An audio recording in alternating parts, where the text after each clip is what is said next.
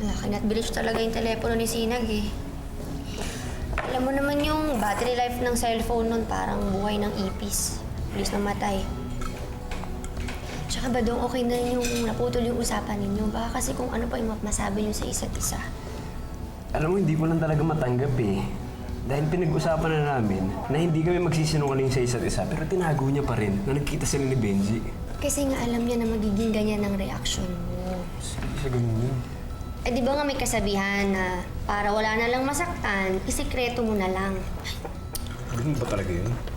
Explain mo nga dito, babe. Para mag-gets itong si Badong eh. Aalis na ako. Alis na tayo? Alika na. Badong, mauna na kami, ha? Pwede ka na, babe. Aalis na ako, babe. Ibig sabihin?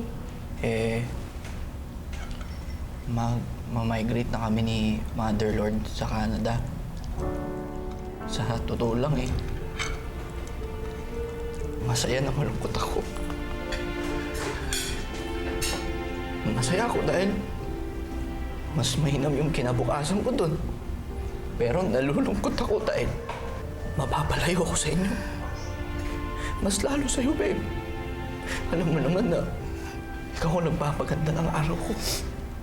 Ngiti mo pa lang, busog na ako eh. Nung nangangayayat ako, ang hirap mag-adjust. Pero kahit anong adjustment pa yan, gagawin ko para sa'yo.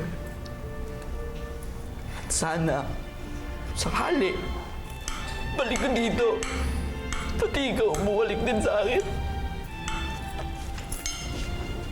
Mahal kita dito. Mahal kita. Lagi mong tanda siya.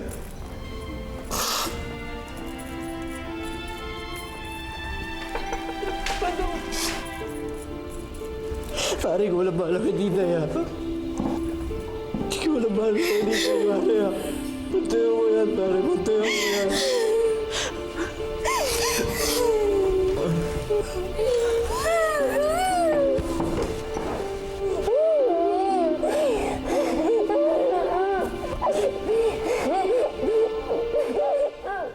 Sensya ka na. Drama pa ako ng drama kanina. Selos pa ako ng selos, pero mas mabigat pala yung problema niyo. Okay lang. Okay lang. Nabanggit na rin naman sa akin ni Arman yun eh. Noon pa nung nasa Pelanggi tayo, na sabi niya sa akin na nakapetisyon daw siya at saka yung mama niya. Pero syempre, ang tagal-tagal. Akala ko hindi na matutuloy. Hindi na ba uso LDR ngayon? Di ba ganun nga nag-iwala yung nanay at tatay niya? Oo nga pala. Kaya siguro hindi niya kaya talaga. Alam mo ba, Dok?